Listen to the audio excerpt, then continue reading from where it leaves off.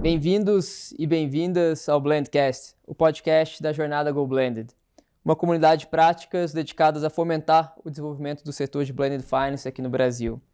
Aqui, como vocês já sabem, reunimos especialistas, líderes e empreendedores que estão na linha de frente da inovação financeira aqui no nosso Brasil para discutir como podemos transformar, de certa forma, instrumentos financeiros em alavancas de impacto, competitividade e desenvolvimento sustentável.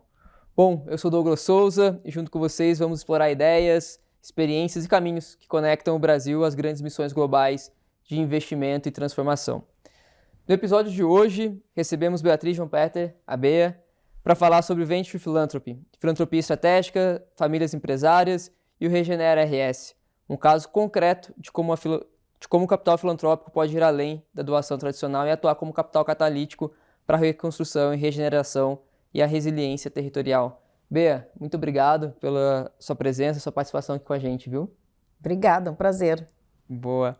Bom, fazemos uma rápida apresentação da Bea aqui, diretora fundadora do Instituto Elda Gerdau, associação sem fins lucrativos da família Gerdau João Peter, voltada a potencializar iniciativas de impacto positivo, mentora e consultora de famílias empresárias, ex-presidente do Conselho de Governança do GIF, conselheira e articuladora em organizações e iniciativas como Aliança pelo Impacto, ICE, Regenera RS, Fundação Iberê Camargo, com formação em Arquitetura e Urbanismo e Educação Executiva em Corporate Social Responsibility pela Harvard Business School. Bea, você tem uma trajetória super interessante, pois justamente transita entre família empresária, governança, investimento social privado, negócio de impacto e mais recentemente nessa experiência muito concreta de reconstrução territorial com Regenera RS. Queria que você então se apresentasse para o nosso público, Bea, um pouquinho e já emendar para contar um pouco para a gente em que momento ficou claro para você na sua trajetória que a filantropia precisava deixar de ser apenas uma prática de apoio e passar a funcionar também como uma arquitetura de capital, risco e transformação sistêmica, Bea.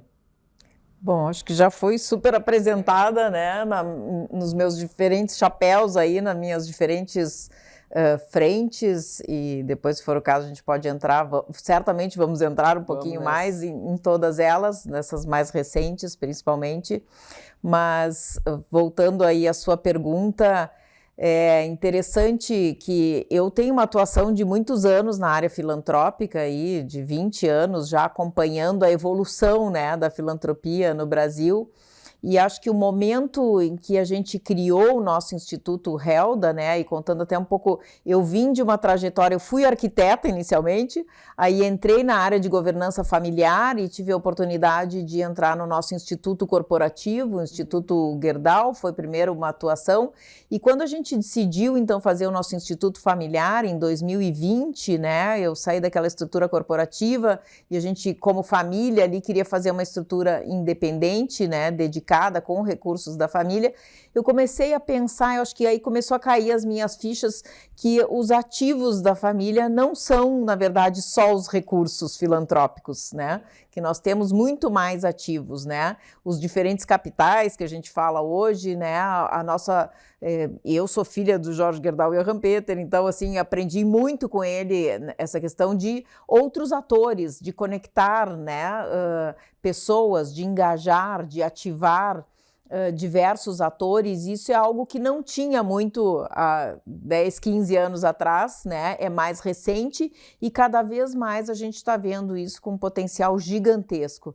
Então, acho que me caiu essa ficha de dizer, bom, não são só as nossas doações, cada vez mais a gente vê a oportunidade de acessar a esses outros capitais e principalmente de co-investimentos e articulações e fazer outras atuações. Mais recentemente a gente está percebendo o quanto a gente precisa ser mais sistêmico, né? E aí realmente não são ações isoladas, mas são principalmente essa ativação de diferentes setores, diferentes atores, diferentes tipos de capitais que vão fazer a diferença. Muito legal, Bea. Gostei dessa abordagem, né, dos diferentes tipos de capitais, além, obviamente, da doação financeira.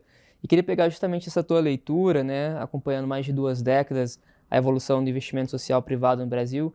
O que você acha que na prática mudou de forma relevante nessa jornada, né? Quando você olha para as estruturas que possuem hoje, o que apesar de todo o amadurecimento do campo, que você notou, o que mudou de fato e o que ainda a gente tem para caminhar, o que a gente tem para aprimorar?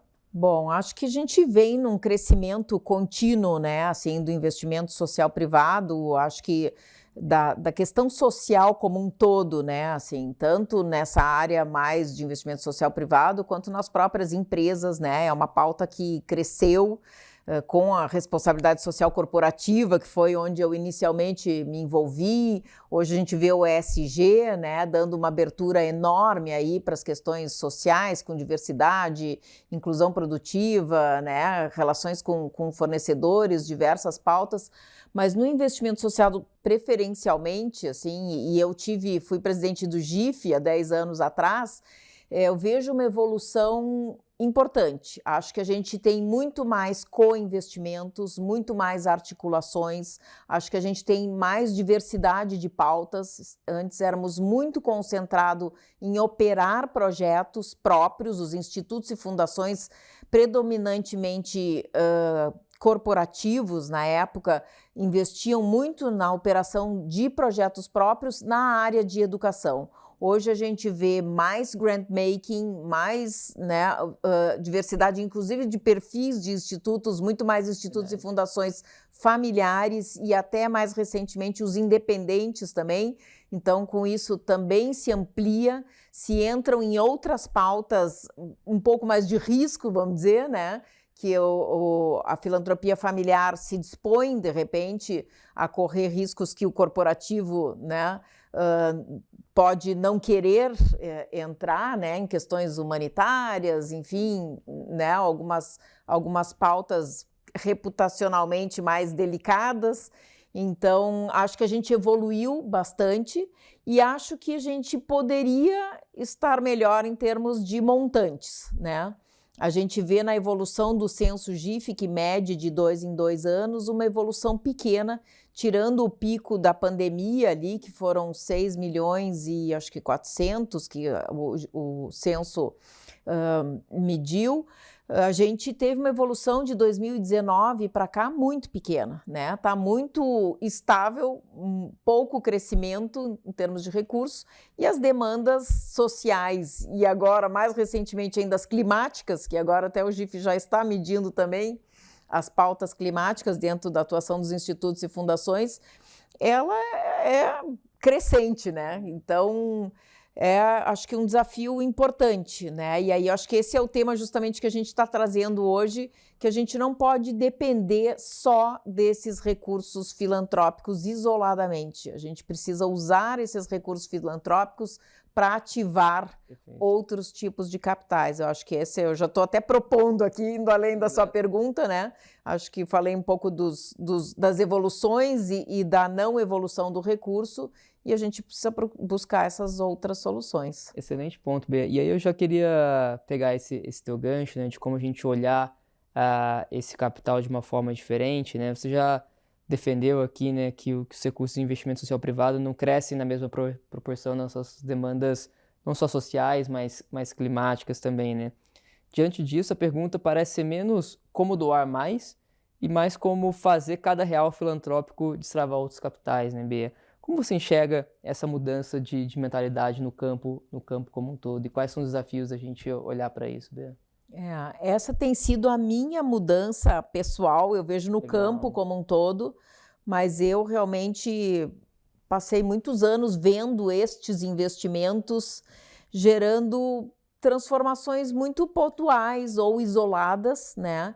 Cada vez mais a gente está entendendo o quanto as transformações precisam ser mais sistêmicas para a gente, né, mudar um pouco as causas, né?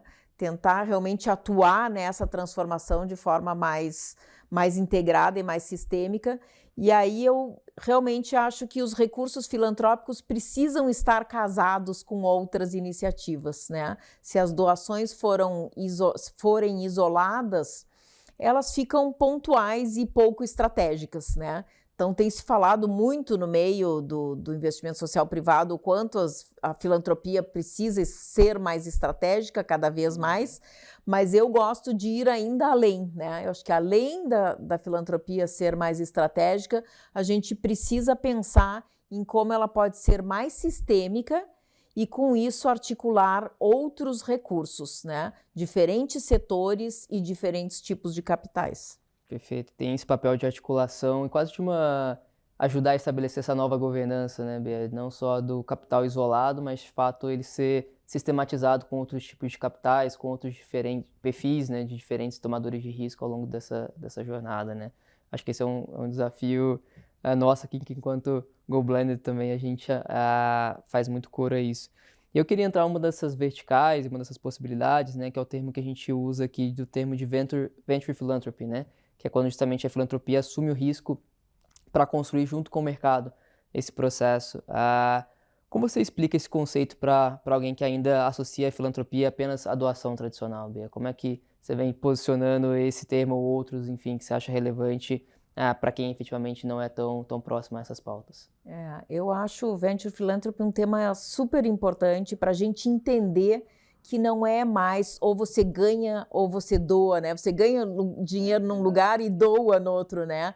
Então, a filantropia, ela financia, com o recurso filantrópico, o desenvolvimento de empreendedores, de negócios de impacto socioambiental. Então, a gente usa recurso filantrópico para fomentar negócios, né? E aí, quem é filântropo mais original, mais assistencialista, fica, puxa, mas como é que a gente vai colocar recurso filantrópico para quem quer ganhar dinheiro? Né? Isso não faz muito sentido. Então, é uma cabeça de venture philanthropy, vamos dizer, no sentido de risco, né?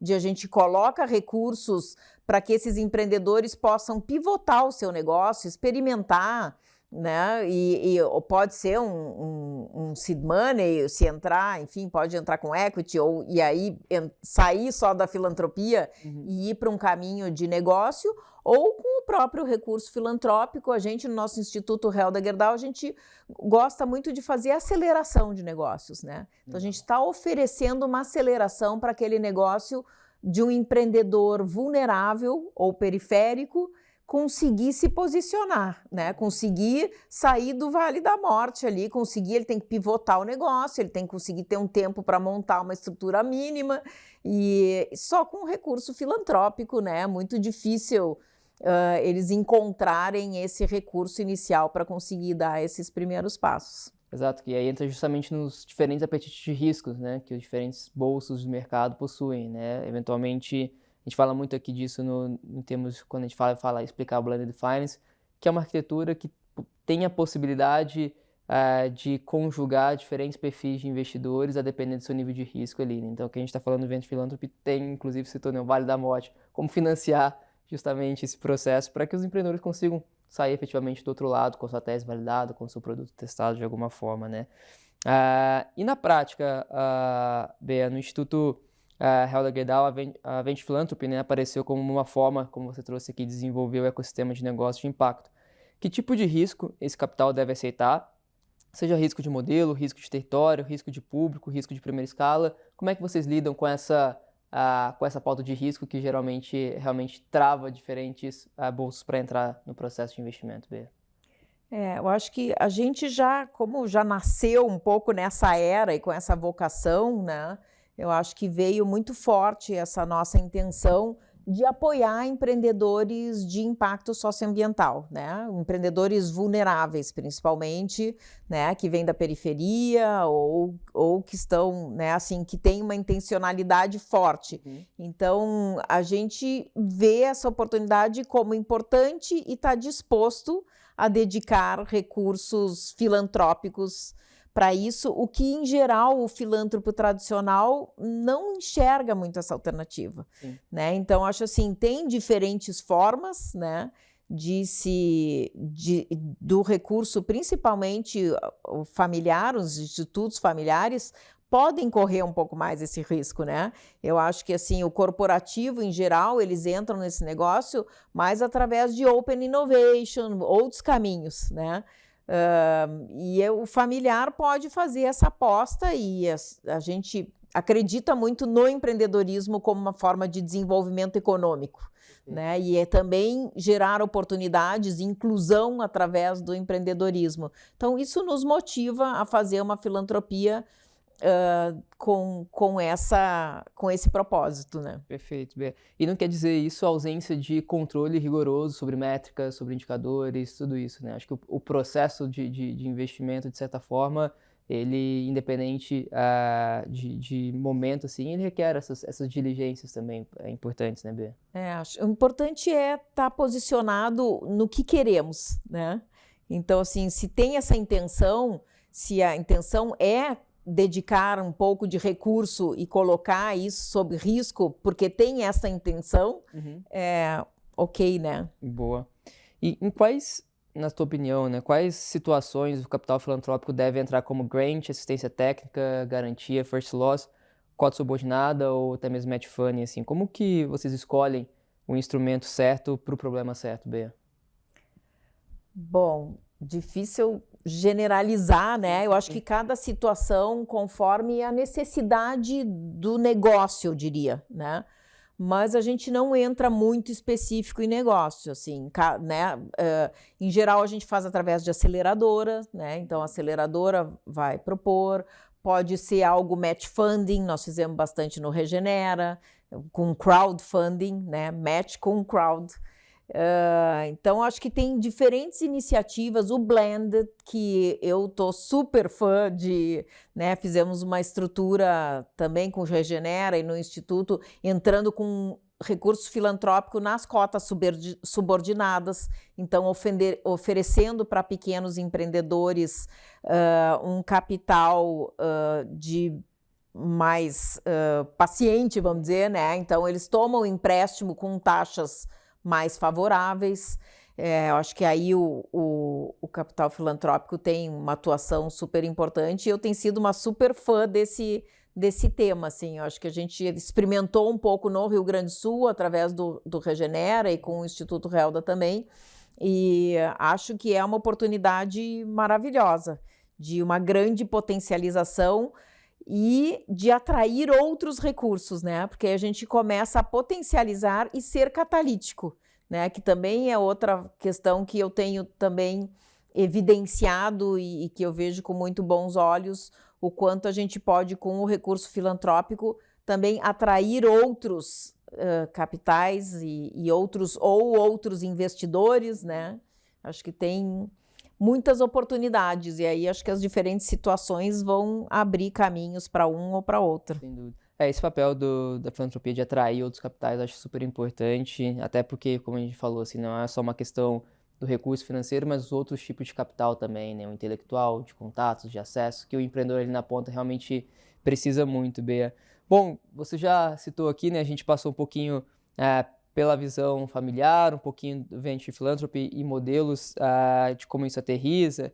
Queria aqui agora falar do Regenera, você já começou a citar. Conta um pouquinho para quem não conhece o que é o Regenera, de como surgiu e qual vem sendo o papel do Instituto ali, Bea, por favor. Bom, Regenera RS, então, foi criado lá 2 anos atrás, em função das enchentes de maio de 2024, naquele momento caótico, aquela situação incrível ali, que a gente não sabia para que lado correr, e a gente via muitos apoios, né? Apoio voluntário, apoio de recursos, doações, muita coisa acontecendo, e para a gente logo ficou nítido que esses apoios eram muito pontuais, né?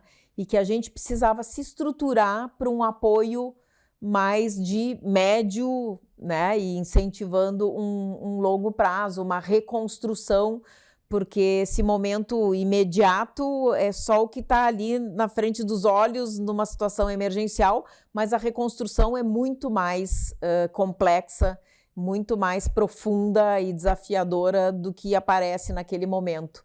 Então, a gente decidiu realmente fazer esse fundo filantrópico catalítico, com doação de recursos da família, da empresa, da Gerdau. A Vale também fez uma doação importante, outros atores também entraram, Fleury, Mais Unidos, a família Baumgart. E a gente, então, com esse fundo de 40 milhões, que foi agora recentemente todo deliberado, os 40 milhões deliberados, então já estamos com em torno de um pouco mais de 30 projetos, né? Com uma potencialização, aí a gente chega num número de em torno de 500 mil reais potencializados através desses co-investimentos de múltiplos, em torno de 16 vezes, né? E dependendo do projeto, mas projetos como os de apoio a pequenos empreendedores com blended finance, por exemplo, tem um potencial alavancador gigantesco, né? Mas voltando à concepção, então, nós decidimos atuar em 4 áreas, que é educação, habitação, soluções urbanas e apoio a pequenos negócios. A gente teve uma fase muito inicial de demandas mais imediatas, então de ajudar escolas a comprar equipamentos para poder voltar às aulas, de ajudar a educação a se reestruturar, saúde mental para os professores, por exemplo, né? Ali, ou como reconstrução de casas, de habitação. Então a gente teve esse momento mais inicial, né? E depois pensamos, bom, como a gente faz a reconstrução, então uma segunda fase, e entramos numa fase final, que é pensar na resiliência, né? E, na verdade, a gente precisa pensar na adaptação climática. Esse é o passo, né, que a gente não consegue no momento de emergência pensar, mas agora, depois de 2 anos, a gente está trabalhando essa cultura e está tentando implementar, principalmente em Porto Alegre, no Vale do Taquari, que é uma região que foi altamente afetada e que é muito vulnerável historicamente à questão de chuvas, uma questão de adaptação. Então, ter situações, como lidar numa situação de emergência, né? Então tem projetos ali colocando como reagir nesse momento, como as escolas devem colocar, gestores públicos, sociedade civil organizada, como pode reagir num primeiro momento, como preparar melhor as escolas para essas situações, né? Ou reconstruir casas em regiões não tão vulneráveis, né? Então são outras questões que a gente começa a amadurecer e que não é só uma questão de reconstrução, na verdade, né? Mas todo esse impulso da situação caótica que a situação climática nos gerou também impulsionou para pensar, né, um estado melhor.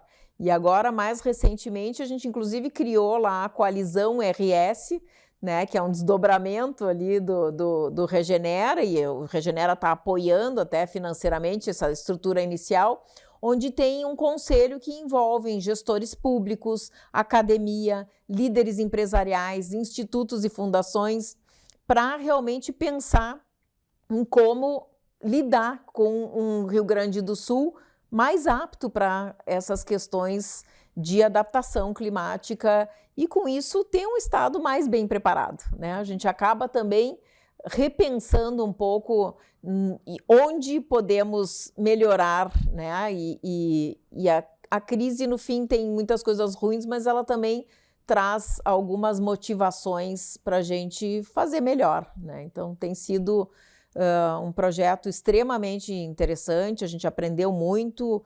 A governança também é um ponto que a gente pode falar que foi muito bacana a forma como a gente se preparou, e é uma satisfação ver, assim, um grande desafio, mas acho que estamos fazendo um trabalho bem interessante. Total, eu sempre falo para quem conversa assim, né, que existem cases no Brasil que precisam ganhar cada vez mais visibilidade, assim, né, sem sombra de dúvidas. O Regenera RS é um deles, e acho que, de certa forma, materializa muito os conceitos que tu trouxe no início da tua fala, né? Sobre o papel do capital catalítico, sobre o modelo de encontrar boas teses, né? De sair daquele modelo do só ajudar agora e olhar, de certa forma, um pouco mais de médio e longo prazo. E eu queria justamente aprofundar contigo na pauta de governança, né? Quando a gente fala de blended, nas conversas que a gente tem aqui com outros especialistas de mercado, o tema gira sempre muito em torno, fala-se, pô, o capital está ali, o capital ele existe, os atores eles existem, o que falta de fato é essa estrutura de diálogo, essa estrutura de governança bem arquitetada. Como é que se deu isso no Regenera RS e o que você acha que foi o tempero que deu certo todo esse processo até aqui, Bea? Bom, para a gente foi muito interessante a forma como a gente de imediato organizou essa governança, né? A gente queria um pouco escutar de diferentes atores, né? E montamos, então, um conselho consultivo, multi-stakeholder, para poder escutar desses diferentes atores como deveríamos reagir a aquela situação. Montamos um conselho deliberativo, então, onde tínhamos 3 representantes dos maiores investidores, Instituto Helder Gerdau, Gerdau e Vale, deliberando sobre os recursos, um outro comitê executivo que olhava e preparava todo esse material para a gente deliberar, com um grande desafio de encontrar bons projetos.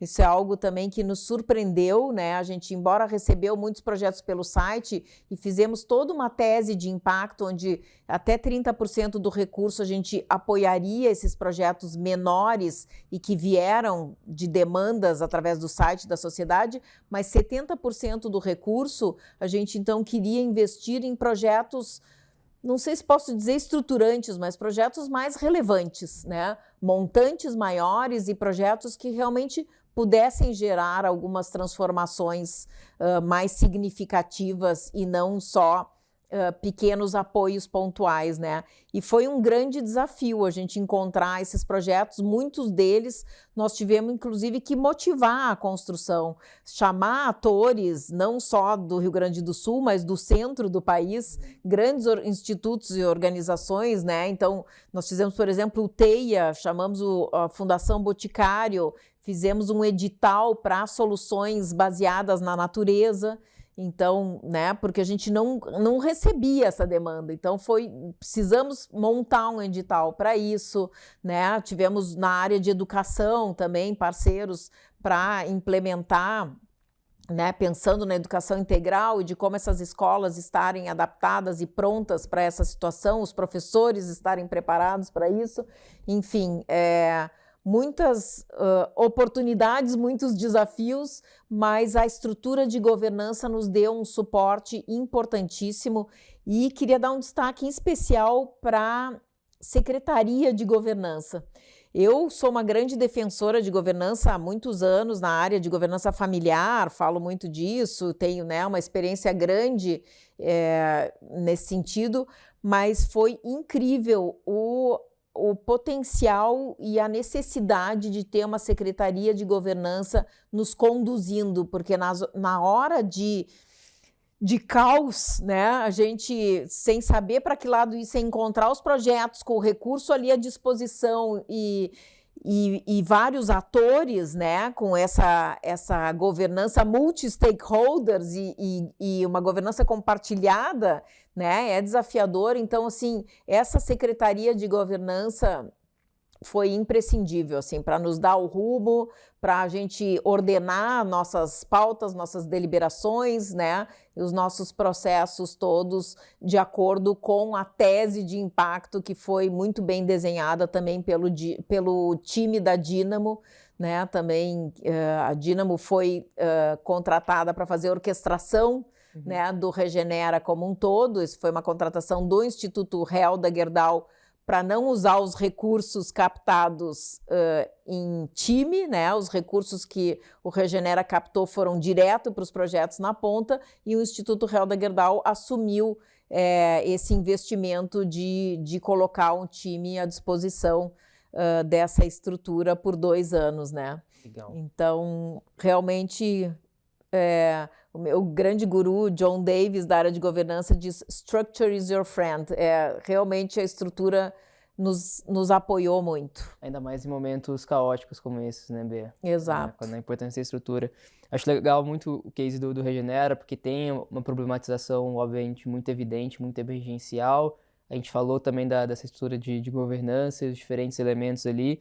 Eu queria explorar um último elemento aqui do case do Regenera, que é o fator catalítico, né? Você citou rapidamente nessa fala, né, a lógica catalítica expressiva que o modelo do Regenera permitiu. O que isso mostra sobre esse case? O que isso pode servir, de certa forma, de aprendizado também para esse modelo, que pode também ser replicado? A gente não precisa aguardar emergências climáticas como essa, né, Bea, para eventualmente replicar uma iniciativa que pode, de certa forma, fomentar estruturas que podem ser perenes e positivas em outras regiões. Então, eu queria que você comentasse um pouquinho dessa lógica catalítica do Regenera RS.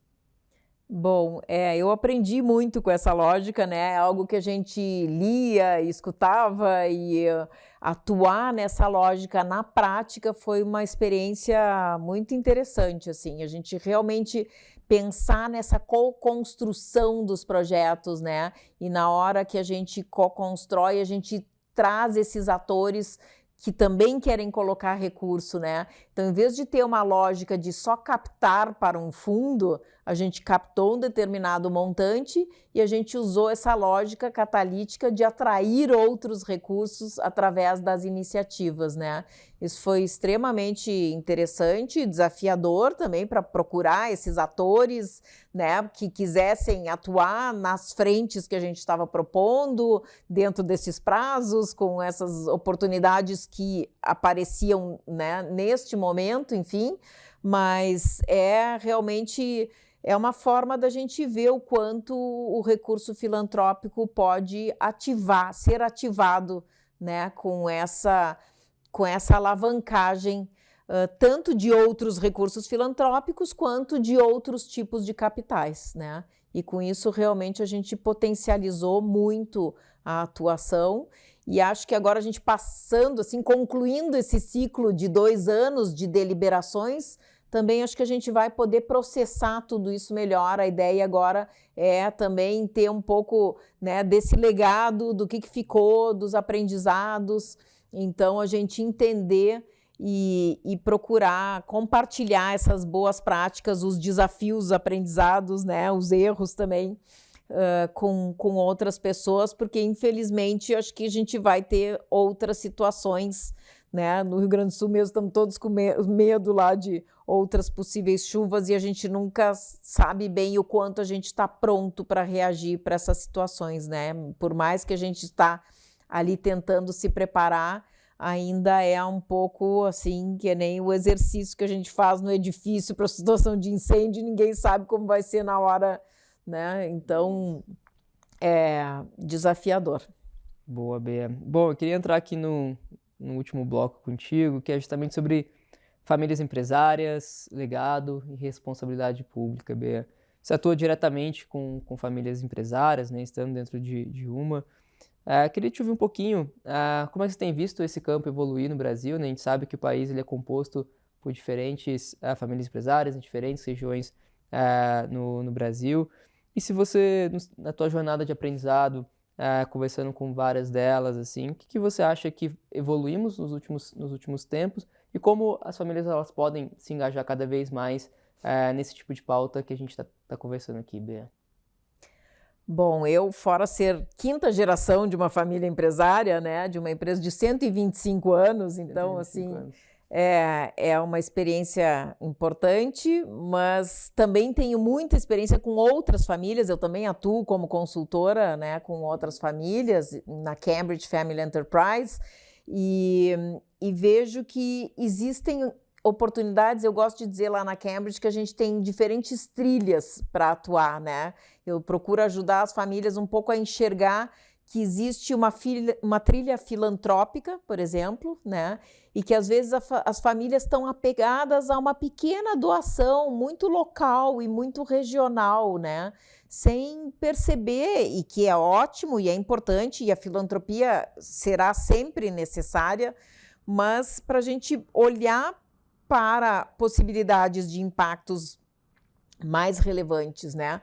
Através de atuação de outras articulações, né? E de tudo que a gente vem falando aqui nessa conversa. Mas fora essa atuação filantrópica, porque os recursos filantrópicos sempre são limitados, né? Por mais generoso que a família tenha, por mais posses que a família tenha, eles são recursos pouco relevantes dentro das nossas necessidades. Então, é importantíssimo que as famílias também entendam o seu papel através dos seus negócios, né? E aí os owners podem realmente passar valores para a empresa, para que a empresa tenha uma atuação mais consciente, né? O ESG ajudou muito nesse sentido, mas cada vez mais a gente caminha para um capitalismo de stakeholders, né? Então, assim, tem muitas oportunidades dentro do próprio negócio. Às vezes, eu acho que as famílias não se dão conta o quanto elas podem impactar através de toda a sua cadeia de negócios, por exemplo, né? É um potencial gigantesco. Transformar o próprio negócio em negócios melhores, assim. Exato, a forma como se faz negócios, né? Isso gera impactos positivos, né? Talvez uma filantropia pontual, ela vai ser muito restrita na sua atuação. Imagina a atuação de uma grande empresa, quantos impactos positivos. Até muito mais do que a própria doação em si, né? Exato, né? Muito mais sistêmico, né? E a outra trilha que eu gosto de falar muito, que é mais recente, é a questão dos ativos financeiros, né? E aí o Blended está muito nessa área, né? Que é o que a gente faz com os nossos ativos financeiros, né? Em geral, as famílias não sabem nem bem onde os seus recursos estão aplicados, né? A gente aplica num fundo lá, o gestor escolhe e a gente não sabe nem bem onde os nossos recursos, o que os nossos recursos estão financiando, né?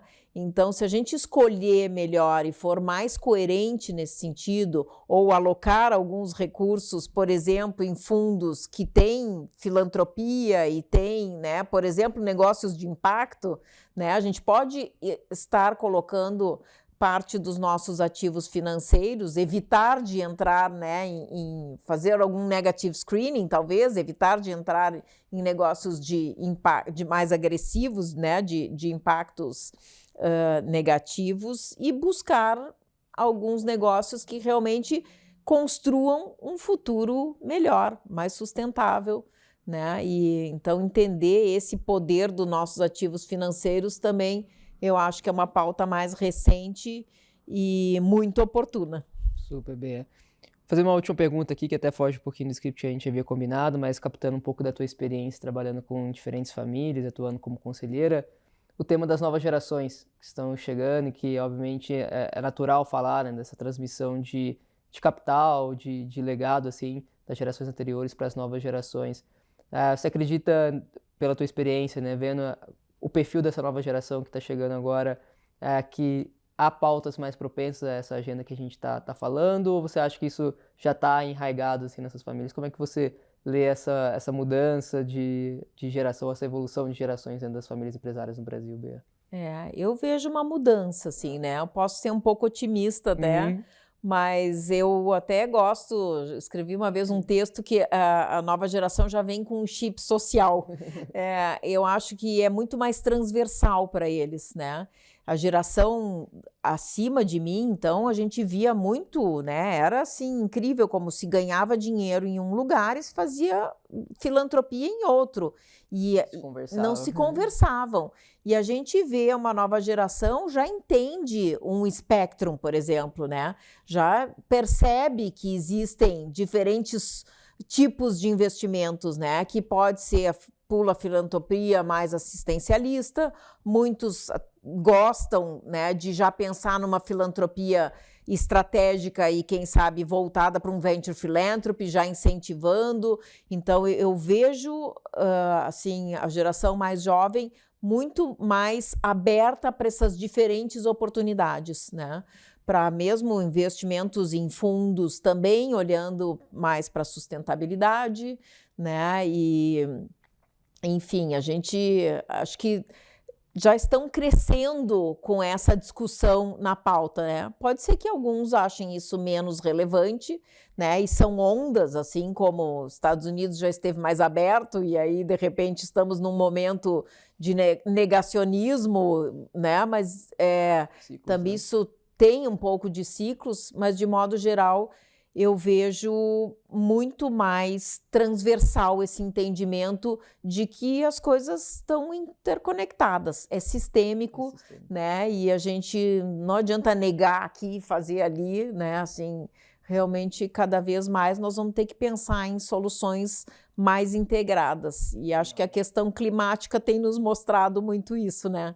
As questões climáticas não têm fronteiras, né? Exato. Então, a gente tem percebido realmente que a nossa atuação, ela é importante para a gente construir um futuro melhor ou não, né? As nossas ações de hoje vão estar construindo Isso já nos diziam lá sobre sustentabilidade, né, há quanto tempo, e isso só vem, acho que, se reforçando. Só acelerando, né, Bea? Muito bacana. Bea, passamos aqui por diferentes tópicos, adorei, e a gente sempre gosta de terminar aqui o nosso episódio pegando uma dica cultural com os nossos convidados e convidadas aqui sobre livro, artigo, uma música, um relatório, enfim, uma experiência que você recomendaria para que essa turma aqui pudesse começar a compreender ainda mais profundamente o tema de Venture Philanthropy, filantropia estratégica, capital catalítico. Você tem alguma recomendação para a gente nesse sentido? Acho que não tem, assim, um livro que vai falar de todos esses temas de uma vez só. Eu acho que tem, né, diversos. Eu gosto muito do livro O Impacto, do Sir Ronald Cohen. Eu acho que assim, para mim foi bem importante quando eu li. Eu até fui olhar aqui o livro que eu estou agora lendo, que eu estou entusiasmadíssima, The New Nature of Business. André Hoffman, eu tive com ele casualmente na França, num evento de impacto do FBN, e ele é co-chair da Roche. E fala muito, estava também o André Aili falando do papel regenerativo das empresas. Né? Então, já dando um passo além, não estamos nem falando só de sustentabilidade, mas estamos falando na necessidade de um mindset mais regenerativo, né? Então, acho essa leitura super interessante. Não fiz muito exercício, assim, de muitas dicas, mas acho que esses dois são boas dicas, assim. Excelente. A nossa biblioteca aqui está ficando recheadíssima, assim. Bea, até a respeito do nosso tempo, queria te agradecer pela sua disponibilidade, te agradecer também pelo trabalho tão atuante que você tem no campo. De fato, o Brasil precisa de mais Beas assim, para que a gente possa realmente enfrentar de peito aberto os desafios que temos aqui pela frente. Então, obrigado mais uma vez pela sua participação aqui com a gente, viu? Obrigada, um prazer. Boa. Bom, pessoal, este foi mais um episódio do Blendcast, uma iniciativa da Jornada Go Blended, esse movimento que busca justamente criar pontes entre investidores, empreendedores, governo e sociedade para mobilizar capital em prol de soluções que geram impacto positivo. Se você gostou desse episódio, compartilhe com sua rede, siga o Blendcast na sua plataforma de áudio preferida e acompanhe também a Jornada Go Blended em nossas redes. Obrigado pela escuta e até o próximo episódio. Tchau, tchau!